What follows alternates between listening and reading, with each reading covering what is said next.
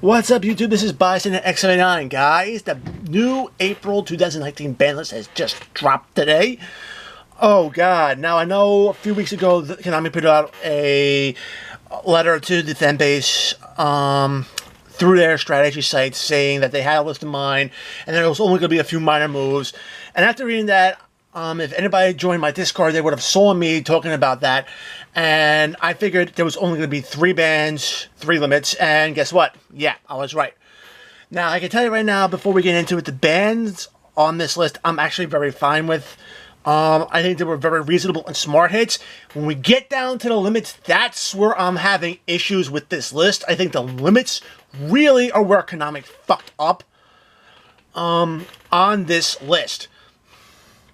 And we'll discuss that going on.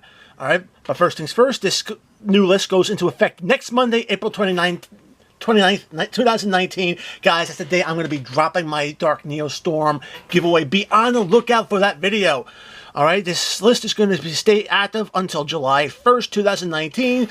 Alright, now I know that we're getting Battles of Legends early in July, and later in July we're going to be getting Rising Rampage, so I'm expecting the list to come during the middle of the month. So, yeah. With that being said, we're going to get into it. We're going to start with the bans, alright? I'm going to get up here. I'm going to get the links up into this section right now. And the first new link that's on it is Summon Sorceress. I don't think nobody's going to be surprised with this hit. This just opens up a lot of degenerate bullshit.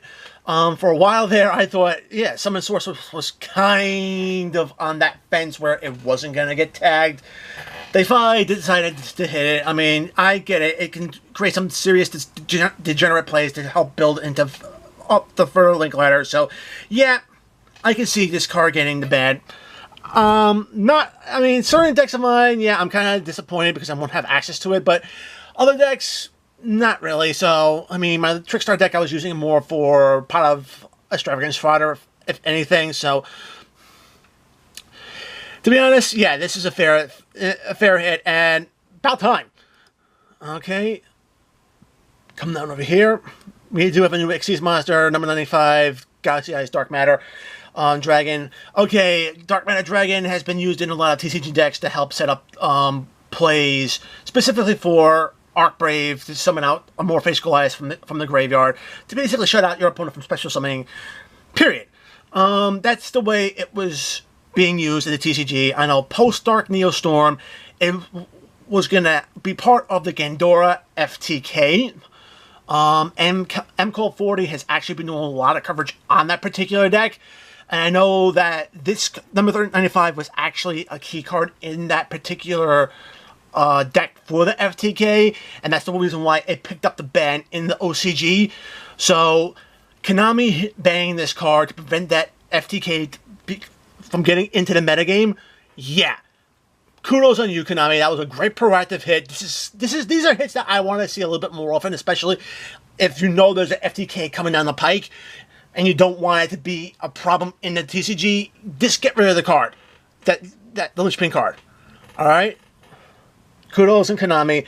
The next one right here is going to be the Phantom Knight's Rank Up Magic. Now I know if you've seen my prediction video, I was more calling for Azeroth instead of this card, but to be very honest, I've changed my tune. This card does enable a whole lot of other plays to get other monsters out, especially the new Orcust Xyz monster, which comes out in Dark Neo Storm. So, having this card being banned, yeah, it had to go. I mean, people, if you pay attention to my Discord, yeah, that's one of the cards I actually recently said that was going to be banned when I did the whole 3-3 thing. Now, we're going to come down to the limits, and this is where I'm really getting angry, because the first 2 hits, in my opinion, were mistakes. Alright, first and foremost, Ladybug being limited. Primary reason why I think this is a mistake, well, for one thing, you're the Buffalo builds for Salomon Greats. They were only using 1 debug. And a lot of the other decks, Salmon Great decks that I've been seeing have been bouncing between. Yeah, some decks were running 3. I've been seeing others been just running 2 as well. I mean, this is the one thing that I really don't like. I mean, in my opinion, Lady Debug wasn't that overall a linchpin card in the deck. this seems to be more of, oh, Salmon Grates are kind of good, we should do a fringe hit just because type of thing. And here's the situation: if your justification is just because they're good, yeah, that doesn't justify you touching the deck like this. And another thing is that, yeah, it's a Stratos for a lot of different Cyberse decks. Pure Cyberse won this card at 3. Now the deck is going to be insanely problematic. We got a brand new Cyberse archetype coming out in Rising Rampage. Again, this card was actually present in that deck, and it was actually helped the deck run a little bit better. And to be honest, I'm seeing this more. You're doing a friendship, but you're punishing all Cyberse decks because of it.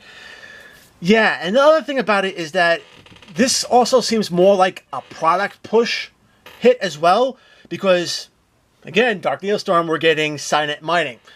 Yeah, way to turn around and push the card on us, Konami, to basically drive that price up even higher now, because we only have one Lady Debug card in the deck. We're going to have to play either the Flame Buffalo build or at least go 3 Signet Minings now to help mitigate that loss.